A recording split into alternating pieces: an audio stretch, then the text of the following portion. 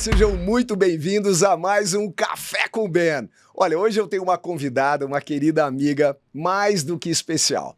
Ela é empreendedora, mãe, jornalista, escritora, podcaster do Portal Terra, apresentadora do Latvian Talks. É essa a pronúncia correta? Latvian Talks. Latvian Talks. Thank you. Obrigado.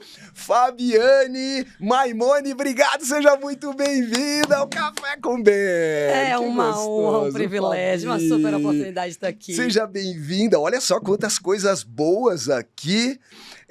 Também é palestrante do TEDx, speaker e criadora da imersão Casa da Coragem. Olha, gente, preparem-se, hein?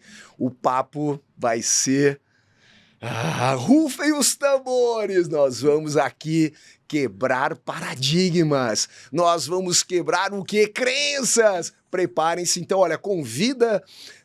pode tirar as crianças da sala, convida toda a família para estar aqui com a gente, porque o papo é reto, direto. Então, eu quero começar pela frase de Fabi.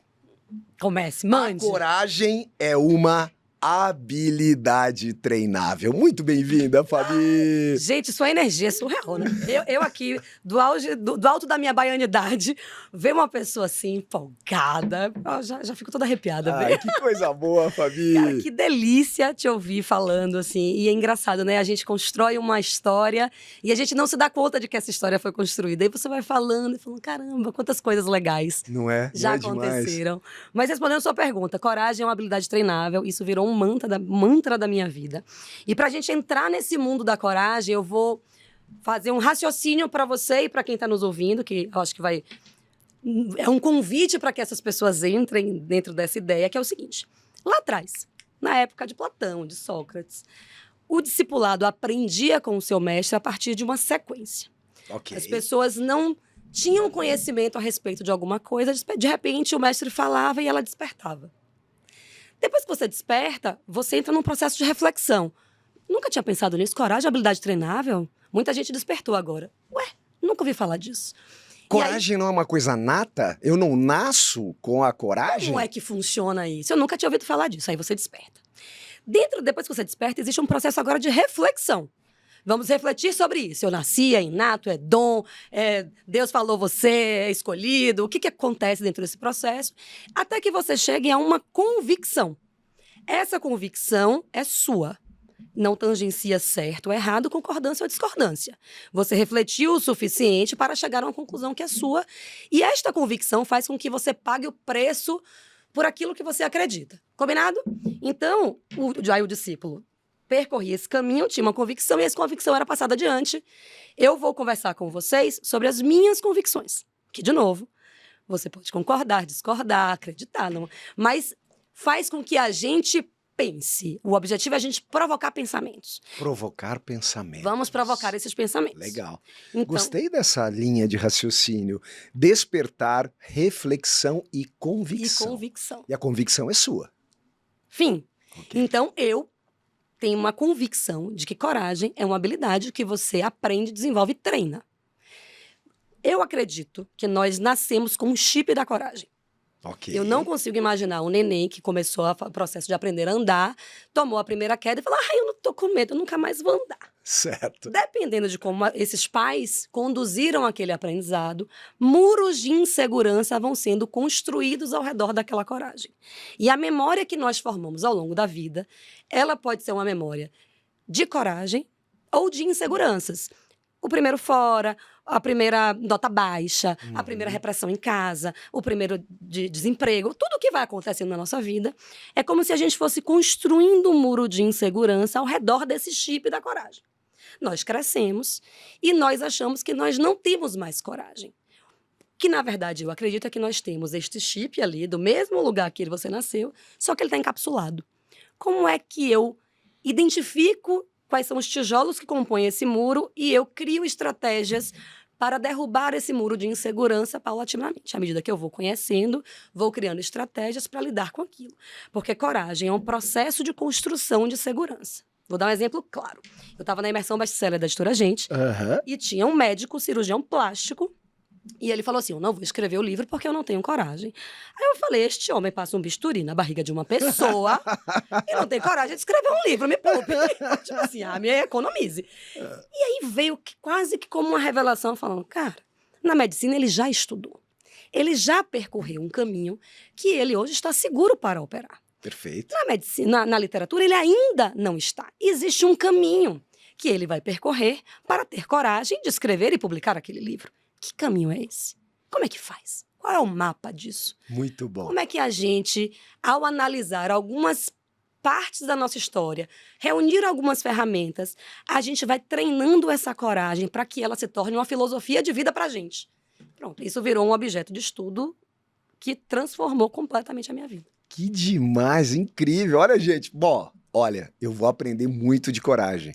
E eu quero te convidar também a aprender muito sobre coragem. Compartilha esse conteúdo, porque aqui esse conteúdo é para você. Então compartilha, divida, fotografa, filma e manda para quem precisa enxergar a coragem com um poder de transformação. Então olha lá, hein? A responsabilidade é tua agora de compartilhar esse conteúdo super rico. E Fabi, continuando aqui, me fala, em que momento você percebeu que a coragem ia ser a tua bandeira de vida? Eu escrevi o primeiro... Quando eu comecei a empreender, eu fali o meu primeiro negócio. Mas fali assim... Aquele assim de arrebentar. Apoteótico. Eu inaugurei com o show de Netinho, Netinho na Bahia. Importei equipamento da França. Ei, que delícia. O gerente da minha creperia era o chefe francês, porque eu tinha ido morar em Londres, aprendi a fazer crepe lá. Voltei e falei, vou abrir mais crepe do que acarajé, vou vender mais crepe do que acarajé em Salvador. E voltei convicta de que eu ia abrir a maior rede de franquias de crepe fast food do país. Contexto, era 2011, isso não existia no Brasil ainda, creperias fast food.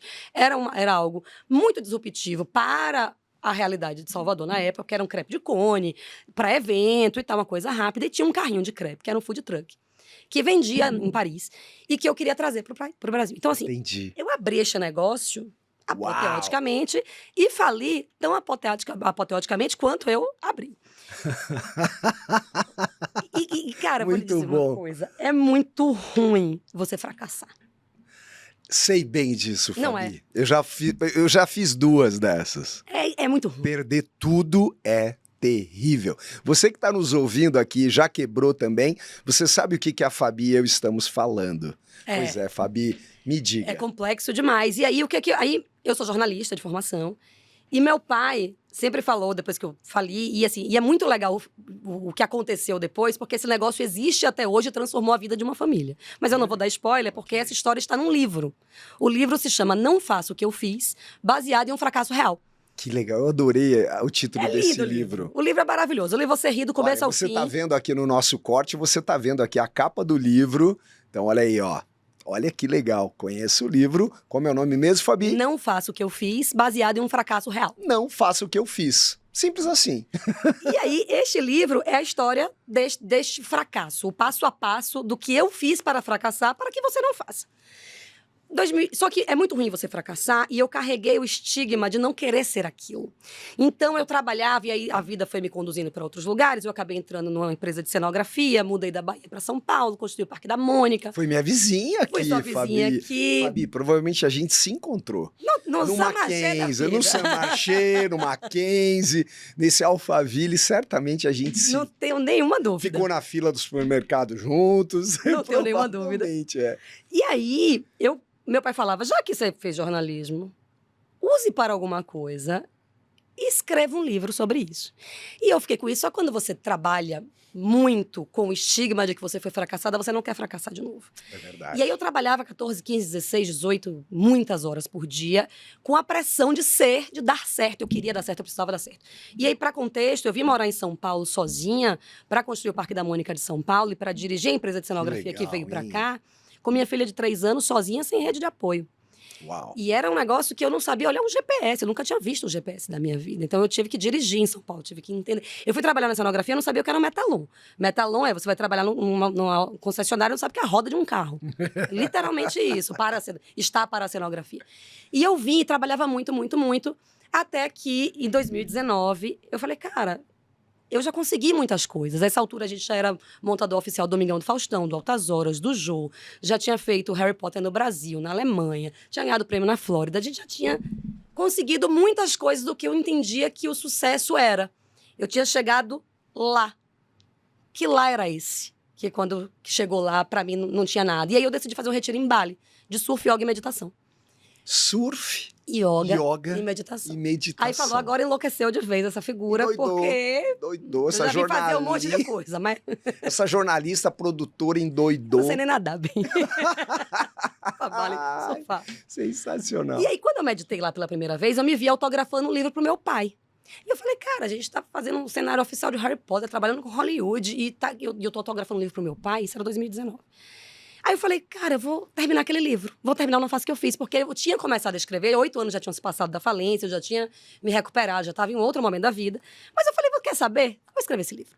Escrevi desde presente pro meu pai em janeiro de 2021, em 2020. 2020 veio a minha amiga pandemia. Quando a pandemia veio, a gente foi a zero no dia 18 de março. A gente tinha 3 contratos de mais de 1 milhão, os 3. Os 3 foram a zero naquele dia. E eu falei, bom, nos resta agora voltar à nossa insignificância, lavar o saco de arroz, ver se a gente sobrevive a esse apocalipse. Fui para a Vitória da Conquista. Quando chegou lá, eu olhei para o livro e falei, vou publicar na Amazon. Tem uma publicação independente, vou publicar na Amazon. Quando eu publiquei na Amazon, eu fiquei em primeiro lugar em negócio de economia e biografia de negócios. Bacana. E a galera gosta de um fracasso. A pessoa gosta de um fracasso. Terra de que todo mundo é maravilhoso, lindo, rico, incrível. Uma pessoa real que conta uma história real, conecta. E aí, publiquei, aí encontrei a Editora Gente. Você perguntou como foi que aconteceu a coragem pra mim. Coragem. Fui pra Editora Gente fazer a imersão best-seller, que são 3 dias Roseli ali. Boschini. 3 dias de autoconhecimento absoluto. E aí, a primeira pergunta era, qual é a sua missão? E antes dela fazer essa pergunta, a Roseli falou que biografia no Brasil não vendia, que a não ser que você fosse Barack Obama, você não ia fazer biografia. Eu falei, bom, uma menina com a história de fracasso engraçada, eu estou muito longe de ser Barack Obama. Ela não vai publicar. E eu fiquei muito chateada. Porque eu não tinha nem dinheiro para pagar aquela imersão. Meu salário congelado há 500 anos. A empresa sem nenhum recurso na época. E eu falei, caramba, beleza. Aí veio a primeira pergunta, qual é a sua missão? E aí a minha resposta para esse exercício foi, a missão do livro Não Faço O Que Eu Fiz é ajudar os jovens empreendedores a não errarem tanto. Perfeito. A missão do livro que vocês querem que eu escreva, eu não faço a menor ideia. E devolvi desaforadamente o meu exercício. No dia seguinte, às 11 horas da manhã, Carol Rocha me mandou um feedback. Que ela dizia assim, Fábia, a missão não é do livro. A missão é de Fabiane. Aconteça o que acontecer, é ela que você vai perseguir pelo resto da sua vida. Perfeito. Sabe o que eu acho? Você quer que as pessoas recobrem a paixão por arriscar. Você sabe que você cai, você levanta. Você quer que as pessoas tenham coragem. Isso faz sentido pra você? E bem, a gente estava conversando lá fora, você é cristão, você vai entender o que eu tô falando. Ali eu tive um encontro com Deus. Eu nunca vou saber explicar o que aconteceu naquele dia. Mas eu tive uma catarse, eu não sei o que aconteceu. Mas eu nunca mais desvi e eu falei, é isso que eu vou fazer da minha vida. Porque eu cresci... Recobrar a paixão... Por arriscar. Por arriscar, que demais. Você sabe que se você cair, você levanta. E aí, dando... Que demais isso. Em tópicos, assim, eu tinha falido. Quando eu fali, eu descobri a minha gravidez no auge da falência. Aí eu fui morar com o meu companheiro na época, descobri que ele estava tendo um caso com a colega de trabalho há 3 meses. Me separei nesse contexto de traição. Fui vender colchão de porta em porta em Vitória da Conquista. Eu e minha filha de 1 ano e 8 meses sozinha. Voltei para Salvador. Consegui refazer a minha carreira. Consegui o contrato de milhões do Parque da Mônica. Consegui vir para São Paulo. Então, assim... Eu refiz a minha vida e eu tive o estigma de corajosa uma vida inteira. Já fiz mais de 30 mudanças entre cidades, estados, países. Vim sozinha com minha filha solo. Eu tenho um repertório muito grande dentro desse lugar. Uma guerreira, que as pessoas aguerrida. Que as pessoas entendem que é diferente. Uhum. E aí, quando ela me falou isso, eu falei, mas o que é que eu tenho de diferente? Por que as pessoas enxergam em mim que de repente é diferente? Será que isso treina? Será que isso é uma habilidade? Aí eu comecei a pensar sobre isso a partir deste feedback. Este feedback transformou completamente a minha vida. E aí eu comecei a estudar compulsivamente. E a minha porta de entrada nesse estudo do que é a coragem, quem fala disso é Brené Brown. Brené Brown é a maior estudiosa de coragem do mundo, é uma texana. E aí ela tem uma série de livros, eu li todos os livros. E aí ela falava que a autocompaixão era um pilar da coragem. Eu estudava Christiane Nuff, que é a maior estudiosa de coragem, de autocompaixão do mundo. E aí abri um quadro de FBI, assim, na minha casa. Como é que você faz com que essa habilidade seja treinada e essa habilidade que te dá o poder de escolher. Não deixa a sua vida mais fácil.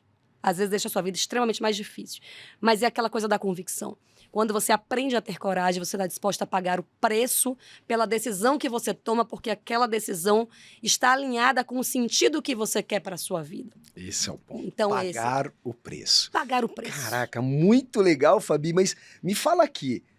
Você então afirma que a coragem ela é treinável. Entendendo isso, o que significa na prática? Quando se fala ela é treinável, então eu tenho de ter, bom, como você falou, despertar, reflexão e convicção. Então, a partir do momento que eu tenho convicção, como eu coloco isso em prática? Como é que você faz isso? Que mapa é esse que você... Que mapa? Como é essa jornada? O nome do livro, inclusive, é Mapa da Coragem, por isso. Mapa da Coragem. Na minha cabeça era, ok, quero ter coragem para sair de um relacionamento tóxico. Que caminho eu percorro? Tem uma lógica. Se eu entender a lógica desse caminho, eu aplico para sair de um emprego onde eu estou à beira de um burnout, eu consigo aplicar para fazer uma mudança de cidade, eu consigo aplicar a lógica, existe uma lógica, e aí eu comecei a mapear algumas coisas. Por exemplo, eu cresci com a alcunha de corajosa. Quando eu estudei a minha trajetória, que você, e aí dividindo bonitinho ali a minha primeira infância, a minha segunda infância, a minha adolescência, e tentando replicar os pontos, escrever tudo isso, trazer à memória o meu modus operandi. Como é que eu opero? Como é que eu decidi o que eu decidi? Por que eu trabalhei nesse lugar e não naquele? O que aconteceu? Eu fui fruto de um acaso? Eu busquei? Qual foi o meu papel? Eu fui protagonista? Eu fui coercitivamente convidada para ir para esse lugar. O que aconteceu na minha trajetória? Então, analisar a sua trajetória é o primeiro passo para que você tenha a consciência da forma como você opera. Por exemplo, eu nunca fui corajosa. Eu sempre fui precipitada. Uma louca. Eu queria, eu fazia, foda-se. Tá tudo errado. Então, fazer não é coragem. Fazer sem segurança é afobação. Ok. Posso fazer. Eu fiz milhões de coisas. Eu era jornalista, eu tinha feito 2 intercâmbios, eu já tinha feito um programa de televisão na Band, e a solução que eu encontrei para sair de um casamento foi vender colchão de porta em porta no interior da Bahia. Uau! Eu adoro vender, eu sou uma vendedora nata. Eu sempre te vi assim, como uma vendedora, comunicadora, fala, sorri, olho no olho. Desde a primeira vez que eu te vi, Fabi é vendedora. Gosta de vender, essa mulher vende qualquer coisa, gente. Bem, mas assim, não era a solução da minha vida naquele momento, era muito louco. Eu andava com um colchão nas costas. Não é fácil. Vender colchão. E uma filha de 1 ano e 8 meses. Meu pai. Era dada mão com minha filha de 1 ano e 8 meses. Como é o nome da filhota? Mila. A Mila, imagina eu colocando a Mila pra pular no colchão. Olha como é confortável esse colchão. Eu acho que o povo comprava por causa dela. Era um pedaço de colchão? Provavelmente era um pedaço. Mini colchão. E aquele colchão era ortopédico. Então, eu ia... Sabe quando você vai pra farmacêutica? Sim. E você fica ali esperando o médico? Eu ficava esperando o ortopedista. Com a minha mochilinha de colchão, minha filha sentada Mila do lado. pulando no colchãozinho. Cama elástica. Cara, numa cidade do interior, um colchão custava R$6 mil há 13 anos atrás. Caríssimo, né? Esse cliente compraria de novo quando? Só que... A cada 20 anos. Né? Mas aí você falou que eu sou vendedora. Eu, quando vendia o colchão, entregava uma cesta de café da manhã no dia seguinte pro meu cliente, desejando que ele tivesse tido a melhor noite de sono da vida dele. Incrível. Não interessa se eu tava naquela situação extremamente complicada da minha vida. O copo, para mim, sempre vai estar meio cheio. E o pós-venda sempre vai acontecer. O processo de encantamento dentro da venda sempre vai acontecer. Demais. Porque, para mim, ele é parte de um processo de olhar a vida com o olhar de positividade, de segurança, de virtude. Tem que entregar, né? Tem que entregar. Antes de... Esse é o grande desafio que eu vejo, Fabi. Os vendedores acabam... eu atendi bem porque comprou. Então, é claro que quando o cliente compra é muito bom nós fazermos um pós-venda especial, mas o ponto é entregar-se. Talvez você não vai entregar algo físico para o cliente, mas é a tua entrega pessoal. Total. De atenção, de exclusividade, de personalização, de mostrar que o cliente é exclusivo e único. Isso é muito poderoso e isso já está com você, é inerente a você. Só que eu atendo bem somente quem compra. É muito... é terrível isso. E para mim, esse lugar de você atender bem, de você entregar o melhor que você tem, é quando você, de fato, compreendeu que você não é o que te acontece. Você é o que você faz com aquilo que te acontece. Então, não interessa para o cliente naquele momento como eu estava. Ele ia ter tido a melhor noite de sono da vida dele e ia ganhar uma cesta de café da manhã. Porque ele merecia aquilo. E porque eu merecia proporcionar aquilo para ele. Porque eu gostaria que alguém proporcionasse para mim. Então, esse olhar eu sempre tive. Eu sempre fui essa pessoa que buscou isso. Mas quando eu analisei a trajetória, e voltando para o raciocínio da pergunta, que mapa é esse que nos leva ao encontro dessa coragem que é treinável? Reconhecer o nosso modus operandi é a primeira coisa. E aí, entendendo que eu era precipitada, toda vez que eu vou tomar uma decisão, eu falo, eita, o modus operandi de precipitação tá pitando aqui, segura a onda. Eu já me reconheço. Você é sanguínea, né? Eu sou muito Eu sanguínea. também. E alguém tem que me segurar. Me segura, senão eu vou. Eu sou sanguíneo, eu sou bicho doido. Me segura, senão eu vou. Tá aqui o Alessandro que sabe. O Alê da nossa produção, criação, tá aqui com a gente. O Alê sabe bem, né, Alê? Fala aí, Alê. Fala, sim, Ben. Sim. Como é que segura este homem? Ai, isso, meu. como é que nos segura? Só que se você não sabe que você é assim, você não consegue nem dizer pro Alê assim, ó, cara, eu tendo a ser muito afobado. Isso. Se eu tiver indo, me segura. Alguém precisa... Você precisa montar sua rede de apoio daquilo ali pra te segurar. Então, uma vez que eu reconheci o meu modus operandi, tanto que dentro do meu processo de reflexão, eu cheguei a uma convicção. Coragem é uma régua.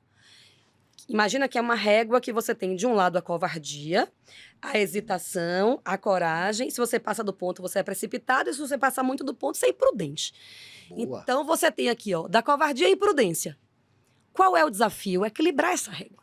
Que legal, que pra legal. que você tenha coragem. Eu vou pegar uma régua aqui.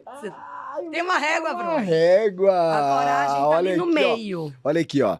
Olha só, vou mostrar aqui pro pessoal. Não... Olha o dedo machucado. Ó. Assador tem o dedo queimado, assim, viu, gente? Não pode...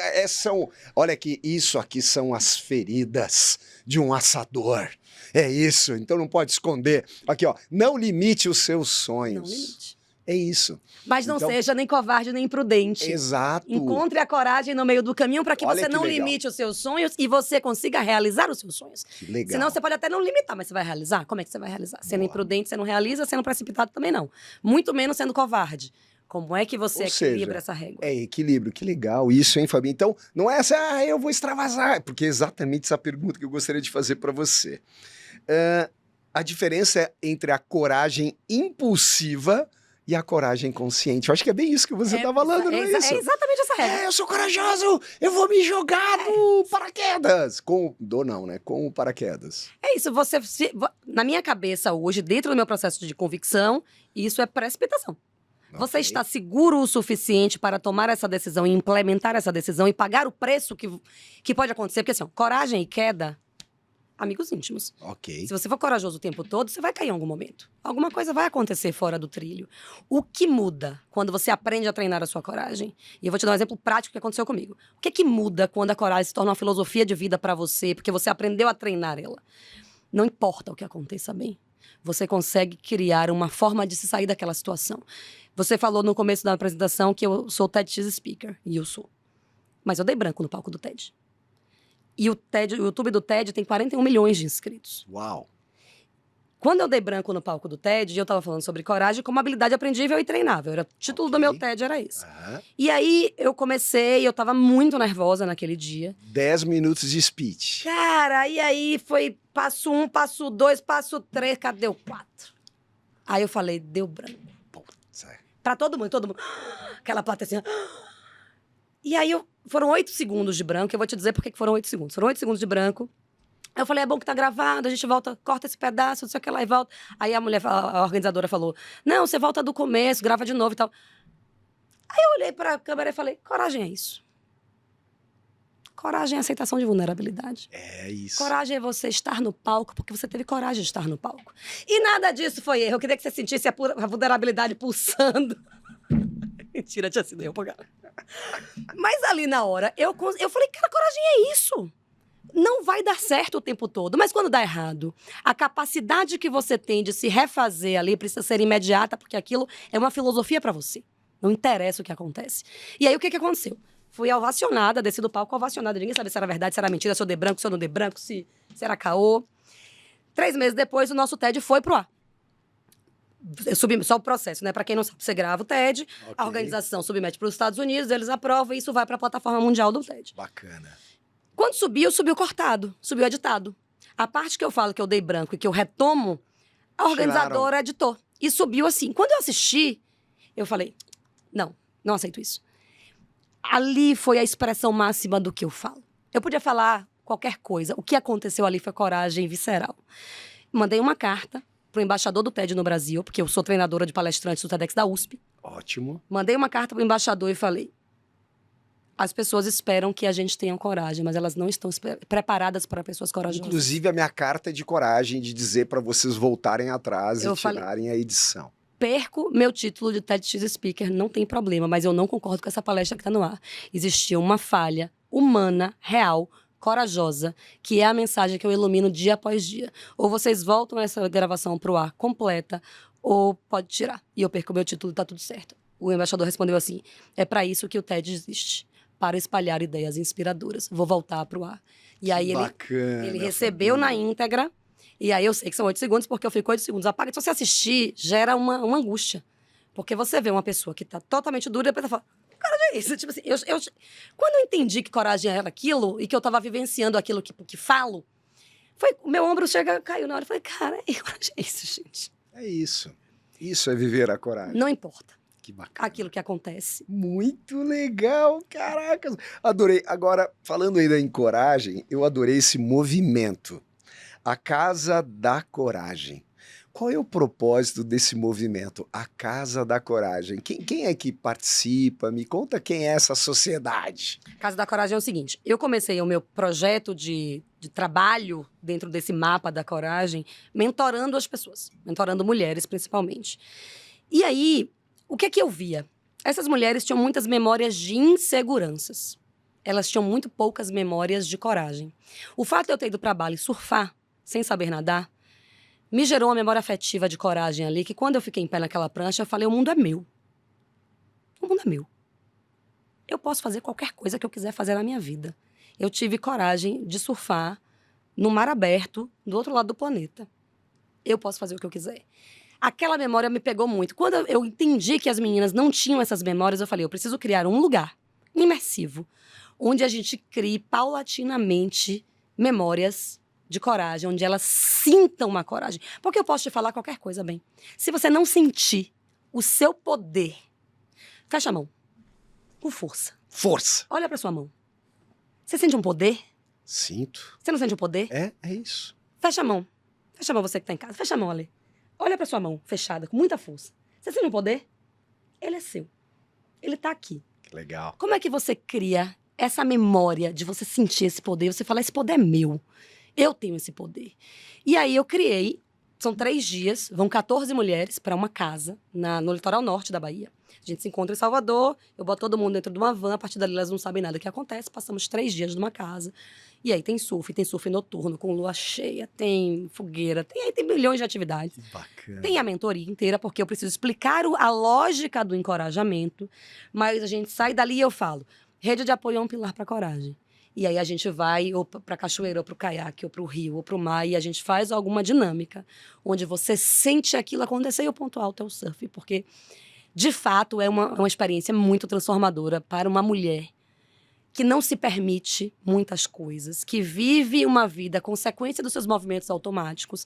Quando essa mulher entra em contato com algo que ela buscou, que ela conseguiu, que ela tomou 1 milhão de caldos e que ela ainda assim conseguiu, e ela venceu a si mesma, aquilo fica e aquilo transforma completamente. Incrível, é vivencial 100%. Vivencial 100%. E transformação de modelo mental. Que demais. Transformação de modelo mental. São 3 dias martelando na cabeça. Intensivos, que é a Casa da Coragem. A gente está conversando aqui há 20 minutos.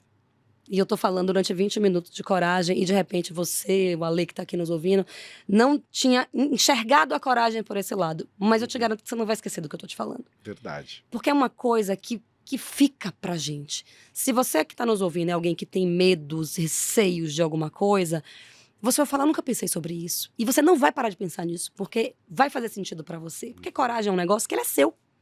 Você não compra em lugar nenhum, você desenvolve a partir de uma lógica de pensamento que eu te ajudo a construir.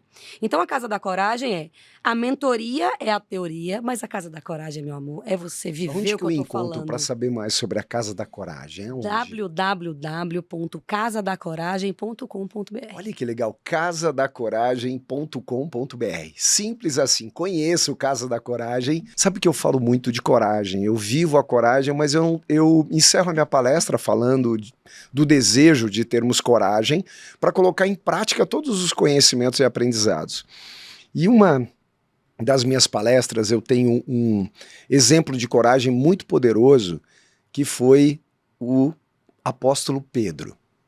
Contextualizando um pouquinho, então, depois daquele milagre dos pães e peixes, onde Jesus falou com milhares de pessoas, depois daquela palestra no monte, aquela galera toda com muita fome, o que Jesus falou? Vamos dar o que de comer para esse povo? Pô, não tem nada, né? Pô, os caras estão o dia inteiro me ouvindo aqui, tem que arrumar comida. Daí trouxeram alguns pãezinhos e 2, 3 peixinhos, Jesus falou, vamos ter de dar de comer. E assim houve a multiplicação dos pães e peixes, e mais de 5.000 pessoas comeram, se fartaram e encheram-se cestos de sobras de comida. E nisso, os discípulos falaram, Jesus, vamos lá para o outro lado do Mar da Galileia. E o que Jesus falou, olha, o dia foi muito cansativo, um dia que me absorveu muito, eu preciso ter o meu momento com o Pai. Vão vocês na frente primeiro e depois eu vou até vocês. E nisso, na travessia do Mar da Galileia, uma grande tempestade assolou o barco e, puxa, aquela ventania, tempestade, ondas, até que Pedro, junto com os outros apóstolos, viram o quê? Um vulto vindo sobre as águas. E o terror no barco, entraram em pânico, fantasma, socorro, o que é? Até que Pedro identifica e fala, é Jesus, e grita, mestre, é você que está vindo até nós? E Jesus fala, sim, acalme-se, sou eu, o mestre. E nisso, todos ficam estupefactos, né? Ficam assim, extasiados com aquele... Como assim Jesus andando sobre as águas naquela tempestade? E Pedro fala assim, Senhor, me chama que eu vou até você. E Jesus fala, vem Pedrão, vem pra cá. O único dos 12 apóstolos que se propôs a sair da sua zona de conveniência, da sua zona de conforto e saiu andando sobre as águas em direção a Jesus. Cara, é uma coisa enlouquecedora, porque eles acabaram de viver o milagre da multiplicação de pães e peixes. Mais de 5 pessoas comeram, daí vem Jesus andando sobre as águas, cara. Mais um milagre assim no mesmo dia. Só que Pedro começa a receber o vento de um lado, o vento do outro, jogando o cabelo dele para um lado, a água nas canelas, nos seus joelhos, e ele começa a afundar, submergir e vai se afogar e grita, mestre, socorro, eu estou perecendo, eu vou me afogar.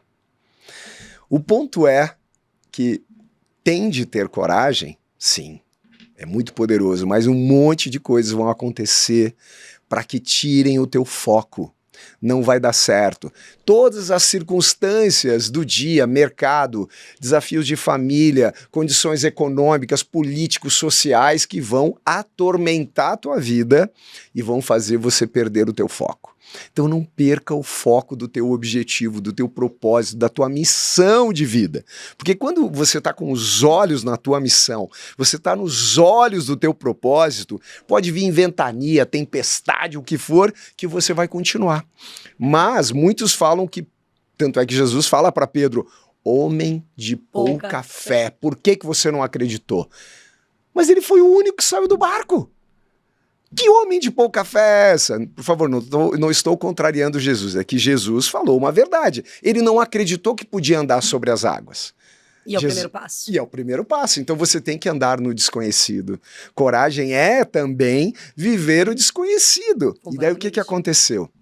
Não acabou ainda aí. Jesus resgata Pedro e eles vão andando sobre as águas para o barco. Imagina isso. E os outros todos olhando ali. Que é isso? Daí Jesus entra no barco. E aí, gente, tudo bem? Tudo certo aí? Só um pouquinho. Acalme-se, vento. Acalme-se, tempestade. Mais um milagre. 3 milagres, assim, um atrás do outro. poderosos sobre a coragem. Então, Pedro é conhecido como homem de pouca fé também, além de ser a rocha da igreja, mas ele foi o único cara daqueles outros que estavam lá Que ousou. que ousou. Que ousou. Não é legal? Você foi contando essa história e eu tenho uma frase que eu falo para todas as minhas mentoradas, para todo mundo que eu tenho a oportunidade de falar. Falou: a pedagogia da vida é implacável e ela vai sempre testar a sua vontade. Vou traduzir. Todas as vezes que você fizer um movimento em direção a você, alguma coisa vai acontecer. E essa coisa provavelmente vai ser impessoal. O que significa? Você vai começar uma dieta hoje. Vai ter um aniversário surpresa de alguém na empresa e vão chegar com um bolo Maravilhoso! que você mais ama. Você vai começar a fazer uma atividade física hoje. Sua filha vai ficar doente. Vai ter uma febre do nada. Vai acontecer alguma coisa que vai sempre testar a vontade. E aí eu falei isso para uma mentorada minha, foi muito engraçado, ela estava já há bastante tempo fora do mercado de trabalho, e aí ela conseguiu o trabalho e eu falei, ó, alguma coisa vai acontecer. Você está se movimentando em direção a você, vai acontecer, porque a pedagogia da vida é assim, ó, deixa eu ver aqui se ela quer mesmo fazer esse movimento. Deixa eu testar a vontade dela. E aí, no primeiro dia do trabalho dela, ela foi atacada por um enxame de marimbondos. E ela falou pra mim, eu falei, eu te avisei, a pedagogia da vida vai dizer, você quer realmente sair da sua casa e trabalhar? E ela falou, não, é que eu vou sair e tal. Eu falei, ok, você pode sair porque você não está sabendo lidar com o desconforto de chegar no primeiro dia já toda ferroada ali. Mas e no próximo trabalho, se acontecer outra coisa, você também não vai? E você vai ver a sua vida abrindo mão daquilo que você quer fazer em direção a você, porque coisas vão acontecer? Parta dessa premissa. Meu amor, vai acontecer. Alguma coisa muito legal. vai acontecer. É isso. É implacável. A pedagogia da vida é implacável. Implacável. Vai sempre testar. Fabi. Vai sempre Perfeito. testar a sua coragem. É isso. Ou a sua vontade, não é nem a sua coragem. A sua vontade, é isso mesmo. Aonde que tá a tua vontade? Você né? quer mesmo? É Deixa eu ver se você quer mesmo. Olha, e daí falando dessa coragem, bom, pessoas amedrontadas. Ó, gente, o medo faz parte, né? Ai, deixa eu falar do O medo. medo faz parte da vidinha, não é isso? Eu e o medo somos assim, ó, melhores amigos forever. Então, é isso. Outra convicção. Gente, de novo, não é pra concordar, não é pra nada, é pra pensar. A gente tá aqui pra provocar pensamentos. Boa. Medo, pra mim, primeiro que medo é pré-requisito de coragem. Se não existiu coragem, é impossível, é Perfeito. cotidiano, você não precisa ter Exato. coragem. Medo é pré-requisito. Mas medo, pra mim, hoje, é farol. Medo é assim. Ai, todos os dias eu durmo e acordo pensando que eu preciso sair desse emprego. Mas eu tô com medo de sair porque eu tenho uma estabilidade financeira hoje que eu tô com medo de perder. Eu sou infeliz, mas eu tenho estabilidade financeira. E eu tô com medo de fazer essa mudança. O medo tá te dizendo, você sabe que não é aqui que é pra você ficar. Eu tô te mostrando. Porque se aquilo não ressoasse com a sua essência, com quem você é, você ignoraria sumariamente aquele medo. Ele não seria importante, bem. Perfeito. Quando aquele medo te aponta a necessidade de você tomar uma providência com relação à sua vida e colocar a sua coragem em prática, o medo é uma provocação, é um convite. Meu amor, com muito afeto e muita gentileza, eu vou ficar aqui te enchendo o saco. Te dizendo, ó, saia desse emprego. Saia desse emprego, saia desse emprego. E você não ignora porque você sabe que você tem que ter o trabalho de implementar uma decisão que vai te tirar daquele deserto que você está ali infinito. Porque você acha que você tem que estar naquele lugar e você não tem que estar. Deserto é lugar de passagem. Tem gente que adora construir um castelo no deserto. E eu estava conversando com uma amiga minha e ela falando, não, o deserto não, você não precisa entrar no deserto. Eu falei, esqueça isso. O deserto se apresenta para você. O que você faz com ele é outra coisa. Eu perdi minha mãe numa circunstância muito trágica. Aquilo foi um deserto para mim. Estar naquele deserto era uma decisão. Sair dele também. Perfeito. Não podia fazer morada ali, mas ele se apresentou para mim. Mas aí, como a coragem é uma filosofia de vida para mim, entender que aquilo era uma passagem e que eu precisava passar por aquilo, ressignificar, honrar minha mãe, fazer com que ela fosse comigo Brasil afora, mundo afora, levando essa mensagem de encorajamento como forma de honrá-la, foi a forma que eu encontrei de atravessar aquele deserto, porque, de novo, não interessa o que acontece com a gente. É o que a gente faz com o que nos acontece. E quando a gente tem a coragem como uma habilidade que você aprendeu, que você treina todos os dias e que você transformou numa filosofia para a sua vida, bem, não interessa o que te aconteça. você vai sempre continuar caminhando em direção a quem você deseja ser. E quem você deseja ser precisa ser alguém que é carregado de virtudes. Alguém que é bom, que é justo, que é ético, que é moral. Opa, olha que importante isso. Quer dizer, então, que para ser um estelionatário tem que ter coragem. Não tem que ter coragem? Tem que ter coragem, não é? Não pra é dessa ser coragem um que mentiroso, uma mentirosa, um trapaceiro, tem que ter coragem, não é? Você sabe como foi que eu trouxe a honra para dentro do meu trabalho? Eu comecei a mentorar uma pessoa e eu tinha um mantra que era: eu ajudo a colocar a coragem na mão das pessoas. E eu falei: a coragem na mão desse cara é uma coragem que vai deixá-lo muito mais propício, muito mais corajoso, aguerrido, ousado, para ser uma má pessoa. E aí aquilo me incomodou profundamente. Eu falei: para, tá tudo errado. O que eu tô ensinando tá faltando um pedaço. E aí eu peguei um avião pra vir pra São Paulo e assisti o filme Um Sonho Impossível, com Sandra Bullock, aquele filme, um filme muito antigo. Muito bom. E aí tem uma hora que ele fala assim: coragem, qualquer tolo pode ter. Coragem e honra é algo pra você perseguir pelo resto da sua vida. Bem, eu chorei igual uma criança dentro daquele voo. Eu falei: é isso que falta no meu trabalho. Falta honra. E no mundo que a gente vive hoje, eu sou quase que uma extraterrestre quando eu falo sobre honra. Porque as pessoas não estão ligando muito para isso, para esse lugar. Mas para mim é muito importante. Tanto que as pessoas falam: pô, eu queria ter coragem de pular de paraquedas. Eu falei: não é comigo, tenho nada com isso. Não é essa coragem. Não é essa coragem. A coragem que eu falo, converso, treino, ensino, estudo, que é meu objeto de estudo de vida hoje, é a coragem que faz de você um ser humano melhor. Saltar de paraquedas faz de você um ser humano melhor, talvez mais feliz. Mas melhor, depende do contexto da sua vida, mas não é sobre isso. E faz de você melhor para você e para o seu entorno. Você naturalmente é uma pessoa melhor para seus pais, para seus filhos, para seus cônjuges, para os seus amigos, para os seus funcionários, para os seus colegas de trabalho. A coragem que eu ensino, treino, carrego no meu coração é uma coragem que faz de você uma pessoa melhor. É uma coragem que liberta, então. Completamente. Porque eu entendo que a coragem, porque o medo, como o Fabi bem falou, não é ruim, gente, é preservação. Eu falo sobre as 5 emoções verdadeiras, uma delas, o medo faz parte da nossa vida e é necessário para a preservação da humanidade. Senão eu ia me jogar da janela sem paraquedas, ou eu ia atravessar a avenida de olhos fechados no rush. Então, é importante ter medo, porque nos preserva. Agora, o que esse medo faz na sua vida, de te paralisar, de te impedir? E aí que a coragem, eu entendo que entra o quê? Para trazer um ambiente criativo, um ambiente de oportunidades. Me fala um pouco sobre isso. Como é esse modus operandi, assim? Como é pensar criativamente através da coragem? Aí eu amei essa pergunta. Vamos lá. O que acontece? Todo o meu trabalho, ele é baseado no... Eu começo sempre mentorando, eu mentoro muita gente, então eu falo, aqui é um gap. Aí eu começo a estudar e vejo que aquele gap é um gap comum às pessoas. Então, vou dar um exemplo. Quando você precisa de coragem, o cotidiano não funciona mais.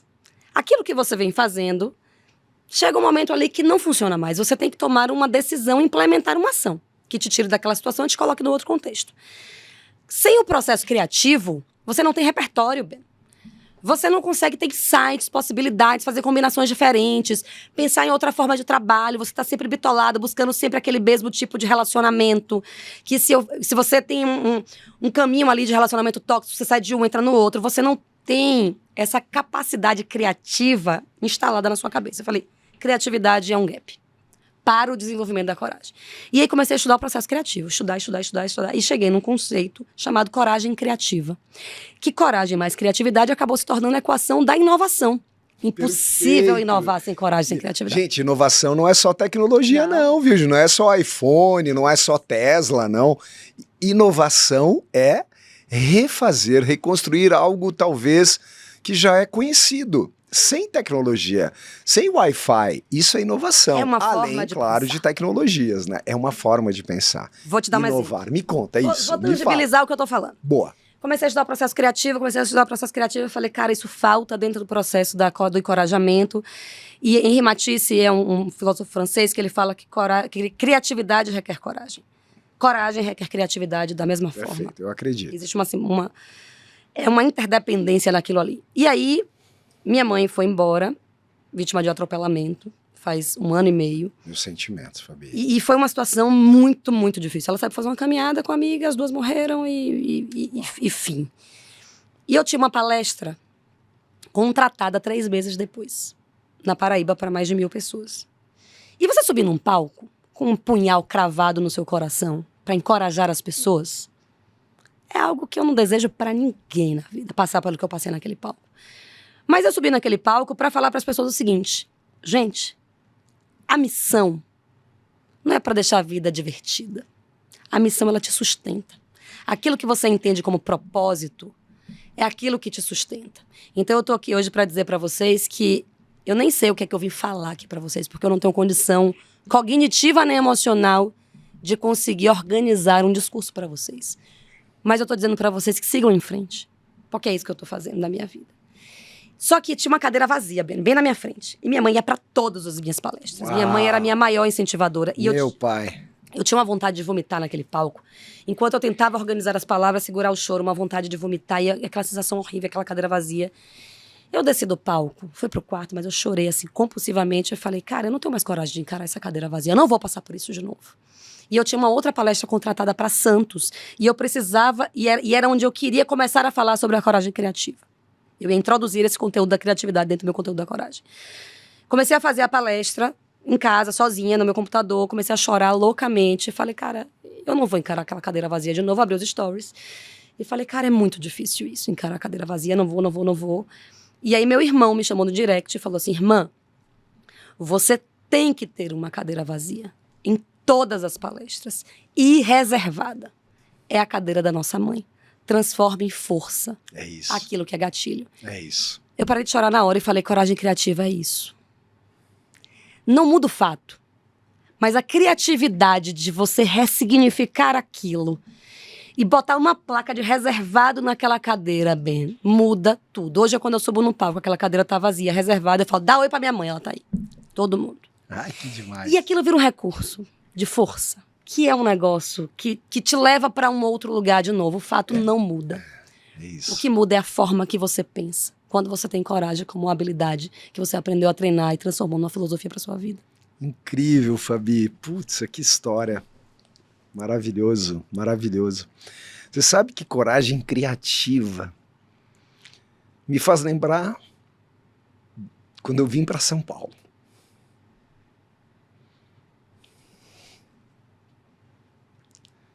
Eu não sabia se eu resistiria.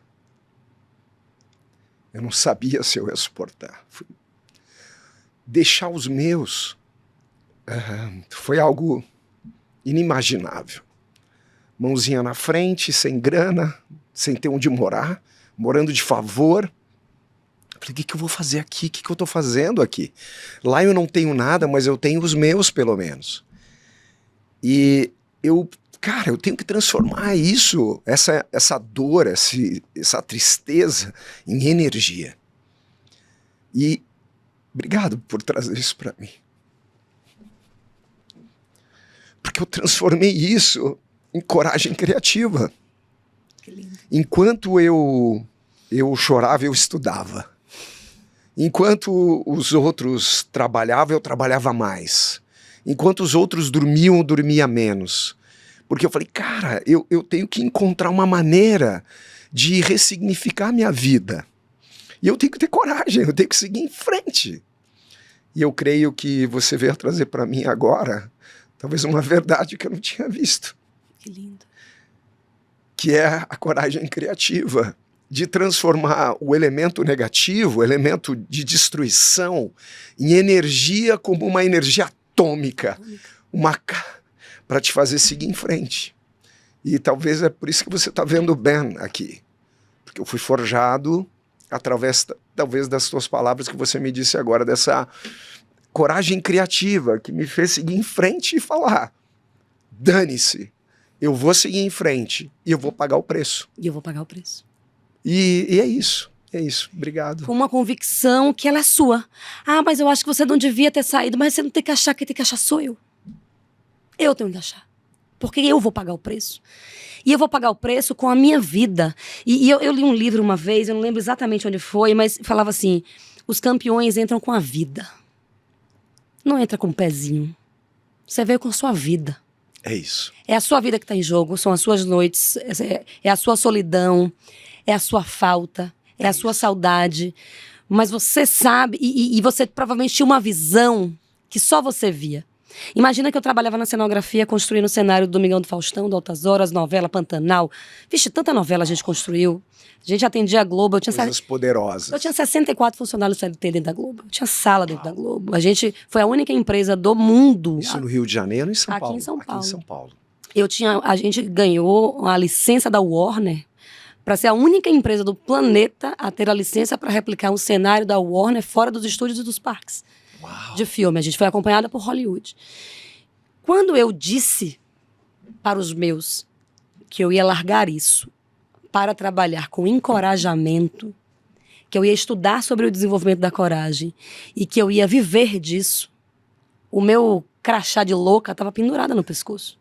Eu ouvi de todo mundo que você imaginar que eu era completamente louca. E eu continuava sendo mãe solo de uma criança. Sim. E aí, quando eu decidi sair, que eu voltei para São Paulo para escrever o livro, para fazer o podcast, para começar a criar esse conteúdo sem saber direito o que é que eu ia fazer, duas coisas aconteceram. Um é que visão é aquilo que só você vê. Porque você sabe o que tem dentro do seu coração. E a segunda coisa é que minha filha tinha 11 anos, 10 anos na época. A gente voltou para Salvador. Contexto, eu tinha ido para Gramado, construí o Parque da Mônica de Gramado. Foi meu último trabalho na cenografia. Voltei para São Paulo, para morar em São Paulo e seguir. E aí, um cara fantástico, dono da CCXP, Okay. da Omelette Company, me chamou para fazer uma reunião e queria que eu assumisse uma nova unidade de negócios do Grupo Omelette. Era uma super oportunidade. E aí, eu não saí da cenografia para liderar uma nova unidade de negócios no Grupo Omelette. Eu saí porque eu queria trabalhar com encorajamento, mas eu era mãe solo, vivendo numa selva de pedras, caríssima, e eu precisava de dinheiro para pagar aquela conta. E aí eu fui conversar com Mila, minha filha, com 10 anos na época. E eu falei, filha, e aí? O que eu faço? Aí ela falou assim, mãe, não desvia do seu sonho, não. Você é o meu maior exemplo de coragem. Se nada der certo, eu retomo o meu canal do YouTube. Eu tinha 10 anos. E eu falei pra Pierre na época, Pierre Mantovani, que é CEO do Grupo Omelette, eu tô falando isso publicamente, porque é verdade. Ok. E falei, Pierre, guarda essa vaga aí. Eu vou ali. Porque hoje eu não posso dizer para minha filha que a estabilidade financeira é mais importante do que o propósito que eu tenho e carrego na minha vida. Eu vou ali. Se nada der certo, eu vou bater na tua porta de novo. Você deixa essa porta aberta. E ele falou, que lindo. E essa porta vai estar aberta para você. Que bacana. E eu fui. Então, quando eu olho para trás hoje e recebo uma carta de Dia das Mães da minha filha, que com 13 anos me escreveu uma carta, ela falou assim para mim, obrigada por você não ter desistido dos seus sonhos, mesmo quando nós atravessávamos o pior momento de nossas vidas. Incrível. Que linda. Então eu acho que é isso. É isso. Cara, é isso. É isso que a gente tem que fazer pelas nossas vidas. O preço, Ben, que eu pago é caríssimo. Em 2023 eu fui a zero. Zero financeiramente, zero. Minha mãe morreu em 2023, eu perdi tudo, eu tive que vender meu carro. Eu não sabia cobrar. Para mim era tão genuíno para mim essa mensagem de encorajamento. Como é que eu cobro para te dizer para você ter coragem? Eu queria dizer para todo mundo de graça. Mas eu vivo disso. O meu sustento hoje sai disso. Então, é um processo, cara, que você precisa querer passar por esse processo para que você transforme a sua vida. Você quis passar pelo processo de sair dos seus e tentar ganhar a sua vida aqui porque você via algo que o seu coração gritava. E às vezes, e você tá na mentoria comigo lá, eu tenho a honra de ter você como colega de mentoria ali com o Roseli. E quando eu perguntei, vocês entendem o que eu faço? E as pessoas ficaram com uma cara de interrogação gigante. Eu saí de lá pensando, cara, para essas pessoas eu posso estar muito atrasada.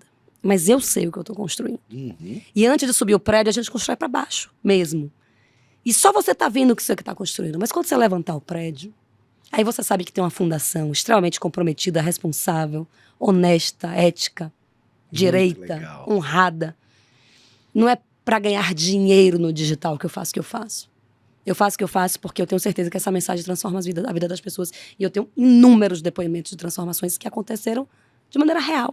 Que incrível, gente. Puxa, Fabi, que papo gostoso, hein? Que bom. Uau! Me trouxe memórias poderosas, assim, de solidão, de lutas, de keep going, de... Eu me apeguei muito a Deus, me apeguei muito à minha fé, me apeguei, eu tinha uma frase que ficava no meu lugarzinho onde eu estudava que era: Jesus é um modelo, sempre o seguirei, tudo o que almejo nele encontrarei. E aquilo passou a ser a minha esperança, porque eu vejo que muitas pessoas, talvez que enxerguem não coragem, talvez é desesperança, né? Então, como a gente deve criar esperança sempre? Então, quando a gente tem propósito, a gente enxerga a nossa missão, que é muito além da grana.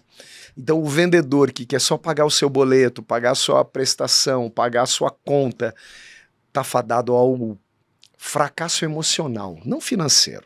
Eu acho que é isso. Você pode ter dinheiro no banco, mas fracassado emocionalmente, infeliz e querendo que aquilo passe logo para que você vá ter a tua vida de prazeres. Porque o nosso cérebro foi criado para isso. São 3 caixinhas básicas do nosso cérebro primitivo, né? Não sentir dor, prazer, buguei. Não sentir dor, prazer e... Como você, esqueci. Coragem é isso. Coragem é isso. Então a gente busca prazeres, o nosso cérebro foi criado para isso. Não sentir dor, então é claro, porque é preservação da espécie. E eu tenho o quê? E fugir, né? Fugir, é isso. Fugir daquilo que... Opa, olha aqui, minha produção me ajudou, obrigado, Ale. Rede de apoio maravilhosa, Pilar da Coragem. Obrigado, rede de apoio, obrigado, Ale. E não gastar energia, é verdade. Então, que tudo que o meu cérebro ele é sujeito a gastar mais energia que o comum, por isso que eu tenho tanta dificuldade em atividade física, estudar uma nova língua, estudar alguma coisa, fazer uma nova faculdade ou voltar a estudar, não importa. Isso eu estou consumindo energia e o meu cérebro primitivo fala, para com isso, não faz isso. Prazer é tão bom, né? Comida boa, bebida boa, entretenimento e sexo também. Até para quem não faz mais, viu? Tudo bem, ok, mas um dia foi bom. Então, esses são os prazeres, né? Então, eu quero isso e não sentir dor. E o não, para muitos, é dolorido, inclusive fisicamente. Pessoas que sentem dor ao receber o não. E como eu nem recebi o não ainda e pode doer, o meu cérebro fala, nem tenta. Pra que você vai se expor? Nem começa, porque você vai doer. Então, não vou nem começar. A dor do fracasso, a dor da rejeição, a dor do não vai dar certo, a dor do que... Então, é isso. Então, entendendo daí bem que você falou, Ben, é isso. Você passa a ter consciência. E com a consciência de que o meu cérebro quer me sabotar naturalmente para eu continuar vivo, perpetuar a espécie, eu preciso entender, opa, eu vou doer, eu vou sentir dor, eu quero sentir dor emocional. Exato. Para que eu possa ir para outro nível, para que eu possa buscar oportunidades. Aí entra a coragem criativa. Adorei isso. E assim, vamos lá, vamos analisar rapidamente. Você não quer sentir dor por quê, alecrim dourado? Você vai sentir, cara. Boa. Você, eu e todo mundo. Vai acontecer. Bem-vindo à fila do pão. Bem-vindo à fila do pão, bem-vindo à vida. Viver é aprender a transitar entre sentimentos bons e ruins. Fim. Mas você não vai, esse negócio de a gente tem que ter o jogo do contente, eu tenho que estar sempre feliz. Se eu não estiver feliz, eu vou beber, vou usar droga, vou recorrer a uma tábua de petiscos de entorpecimento que vão me tirar ali daquela realidade, porque eu não quero lidar com aquilo. Meu amor, você vai lidar com aquilo, porque aquilo é inerente à condição humana. Você está vivendo uma experiência humana na qual a dor e a delícia de viver fazem parte. Fazem parte. É o que você falou, Fabi, olha só. Pedagogia da vida é implacável. É isso. Então tem pessoas que pensam o seguinte, muita gente fala assim, nossa, a vida é muito difícil. Caraca, meu, para com isso. Para com essa vitimização. Parece que tudo é sofrer. Cara, é como a Fabi bem falou. é a pedagogia da vida. É implacável. Você vai ter os momentos de luta. É como eu encaro esse momento de luta e tem que seguir em frente. Tem gente que se vitimiza, porque o ponto é o seguinte, né? Um dos capítulos do meu livro, que eu já vou entregar para você, fala de como manter o sorriso verdadeiro no rosto. Porque muitos perguntam, como você é inconvenientemente feliz? Olha, para alguns eu não vou agradar a todos e meu interesse não é agradar a todos. Mas se você quer vender, você tem que ter empatia. Tem que ter empatia. E tem que ser autêntico. O ponto é, o que você decidiu? Você falou um negócio que eu achei fantástico. Algumas pessoas acham que eu sou inconveniente, feliz, e sua energia é uma energia que contagia demais. E aí eu falei para uma pessoa o seguinte, pessoas vão amar e odiar você pelo mesmo motivo. Exato. Alguém vai amar você porque você é muito feliz. Pessoas vão odiar você porque você é muito feliz.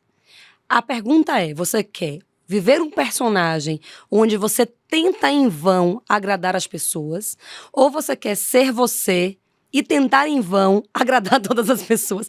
Você não vai agradar. Não tem como. É muito mais fácil você desagradar sendo você do que desagradar sendo um personagem. É isso. A autenticidade é pilar de coragem. Você não vai ver alguém que não é autêntico sendo corajoso.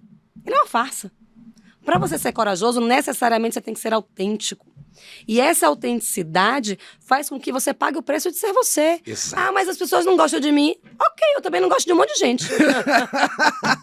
Perfeito. Como dizia uma amiga minha, Perfeito. no meu enterro você tira metade das pessoas. Porque se eu pudesse voltar, eu ia dizer, nem gosto de vocês, sai daqui. Tá vindo fazer o quê aqui? Perfeito, é isso. Adorei isso. A autenticidade é o pilar da coragem. Totalmente. Caraca, que coisa gostosa. Se coragem fosse uma mesa, ela estaria estruturada em cima da autenticidade, da vitalidade. Fabi, eu tenho um presente pra você. Gente, eu tô sendo muito mimada nesse lugar. Eu vou ficar aqui mais vezes. É sério, que caixa linda. Ai, olha aqui, ó. Olha, posso abrir? Deve, por favor. Cadê a câmera? Um carinho nosso aqui pra você. Gente. Aqui, ó. É um carinho nosso pra você. Olha! Aqui, ó. Isso, e tem Dá aqui, pra ver ó. aqui? Ali minha câmera? Aqui, ó. Tira aí. Aqui, ó. E tem ali a experiência encantadora de vendas que eu vou autografar pra você. Ai, que coisa mais linda! Posso mostrar nessa do meio? Aqui, ó, legal, Vê demais. que linda. E que é isso. lindo! Incrível, incrível tudo, incrível o papo, incrível a oportunidade que Fabi, você que me deu de levar esse conteúdo adiante. Eu acredito genuinamente que vender é ter coragem. Eu acredito que viver é vender todos os dias. É isso. E aí a gente precisa, se a gente entender coragem, essa então, lógica... para vender, gente... né? Tem que ter coragem. Mas com honra. E uma palavra que me marcou muito que você falou. Coragem com virtude. É. Isso. Então vejam, a coragem pode ter o lado mal, mas a coragem que nós estamos falando aqui é a coragem com virtude. É isso, que demais. Fabi, e ainda eu quero te fazer uma pergunta aqui. Faça essa pergunta que você quiser. Você fala sobre levantar um legado. Legado, eu acredito em legado. Uau, o legado é maravilhoso. Qual o legado que a Fabi quer deixar? Eu quero, pode escrever lá na minha lápide, inclusive tá no meu livro. Já falei, quem leu meu livro, quando eu morrer, se não tiver escrito lá, eu vou ficar muito chateada. Vou voltar para pegar o pé de todo mundo que não escreveu. Que é, dedicou a vida a encorajar milhares de pessoas. Uau, dedicou a vida a encorajar milhares de pessoas. Que gostoso, Fabi. Que lindo. É isso. E assim, que lindo. Sem, bem, do fundo da minha alma, assim, do meu coração. Não é com interesse. Eu peguei um mote e vou nesse mote, vou surfar nessa onda. Não é sobre isso. Que demais. É sobre um desejo genuíno de ver as pessoas com o poder de escolher nas mãos. Elas têm que escolher. A gente vive hoje uma vida consequência de um movimento automático. Não é justo. Não é justo. Quando eu me separei, as pessoas diziam que a minha solução era casar de novo. Eu falava, vocês são muito loucas. Não tenho nada para oferecer a ninguém. Eu preciso escolher me refazer. Sozinha, me conhecer, me encontrar. Me amar. Me amar, eu preciso me amar. Antes de amar outra pessoa. Quando eu estiver pronta, porque eu aprendi a me amar, eu aprendi a me escolher, Maravilhoso. aí eu posso botar outras pessoas na minha vida, mas nesse momento... E aí eu vejo pessoas dando a sua vida na mão de outras pessoas. Como se o trabalho fosse resolver a vida delas, como se o relacionamento fosse resolver a vida delas. Não vai. Transferindo responsabilidade. Transferindo responsabilidades, né? não vai. A felicidade é tua decisão. Não é isso? E dá trabalho, meu amor. Queira o trabalho. Muito bom. E eu bato nessa tecla, assim, às vezes eu sou até chata. Não, porque, mas não tem um negócio mais fácil, não. Não. É difícil pra caramba. Welcome to the jungle. Não Olha, é fácil, gente, é difícil. Fabi, eu sou bom aluno, eu adoro escrever, anotei tantas coisas boas aqui. Olha, tem que ter coragem para enganar. Olha isso. Então, mas só que a gente está falando da coragem da virtude. Coragem sem honra é somente... Daí eu coloquei uma coisinha a mim, faísca. Né? Coragem tem que fazer o ser humano melhor. Olha que demais, Fabi. A missão não é para ter uma vida divertida, mas para fazer você seguir em frente. Exatamente. Uau, que demais! Sustenta o sentido da sua vida. Uau, autenticidade é o pilar da coragem. Que demais, Fabi. Adorei, adorei. E coragem é um processo de segurança. Caramba, que demais! Então, você constrói ela todos os dias. Então, eu adorei isso aqui que você falou também. Recobrar a paixão por arriscar. Vai, Fabi. Aqui, ó. Recobrar a paixão por arriscar. Por quê? Como crianças, nós arriscávamos, nós nos divertíamos. Eu vou ralar o joelho, que se dane. Eu posso quebrar um dedo. Tudo bem, eu vou ralar o rosto. Ok. Mas eu vou tentar aquela manobra que eu vou fazer aquela pensei. manobra. A gente não faz mais. Não arrisco. Não. Adorei isso. E tem que ter paixão nesse risco. Tem que ter não paixão. Não deu certo. Conta essa história, gente. Storytelling. Nós tem que ter o que contar. É isso. Nós temos uma frase que eu adoro, a frase de Peter Drucker, que ele fala que o trabalho é uma das nossas dimensões como seres humanos. A outra é o amor. E só tem sucesso quem ama o que faz. Que coisa e linda. Nós, como Nimad, nós mudamos o amor por paixão.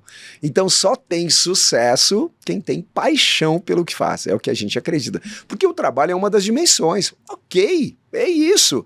Mas só que é só grana? Não. Ama o que você faz, tem a paixão pelo que você faz. Eu não estou gostando do que eu estou fazendo. Ame o que você está fazendo agora. Que daí vai ter a oportunidade de conhecer e viver outras coisas. E se não é isso, como é que você se prepara para ser uma outra coisa? Eu tenho uma pessoa, uma grande amiga minha, que ela fez direito durante anos, ela fala, putz, mas aí abandonar isso agora... Não abandona 4 anos da vida, não. Abandona os outros 40 que estão vindo. Maravilha. Lindo. Não é? Lindo. Você precisa ter coragem agora. Recomeça quantas vezes forem necessárias. Fabi, deixa uma mensagem. Deixo. Final aqui para a nossa audiência. Para a nossa audiência aqui. Fabi, fala. Fala sim, o que não pode ser deixado de lado para ter coragem? Eu vou falar o mantra da minha vida, posso? Não tem como dar errado para quem tem coragem de tentar até dar certo. Não tem como dar errado. Uau, fala de novo, Fabi. Não tem como dar errado para quem tem coragem de tentar até dar certo. Uau! O problema é que a gente desiste antes. Se não desistir antes, vai dar certo. Lindo. Deus vai te honrar. Amém. Que lindo, que lindo. Fabi, puxa, só tenho que agradecer essa conversa tão verdadeira, autêntica, gostosa aqui. Que honra ter você aqui no Café com Ben. Me sinto lisonjeado, grato a Deus pela tua vida, pela tua história. Mila, um beijo enorme por essa mamãe linda aqui. E ontem eu fiz uma palestra para Mila Moto Honda, inclusive aqui de Jundiaí, interior de São Paulo. Um beijo também para o time da Mila Moto. Mila, um beijo lindo para você do tio Ben. Okay? Quero muito te conhecer, hein? Então olha aqui, gente, se você está nos acompanhando aqui no YouTube, olha, aproveita.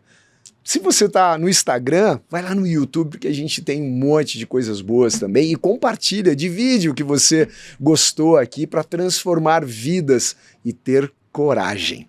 Ai, Fabi, obrigado. Deus te abençoe, obrigado mesmo. Bom, gente, é isso. Então chegamos ao final de mais um Café com Ben. E olha lá, hein? Compartilha. Então, até o próximo Café com Ben!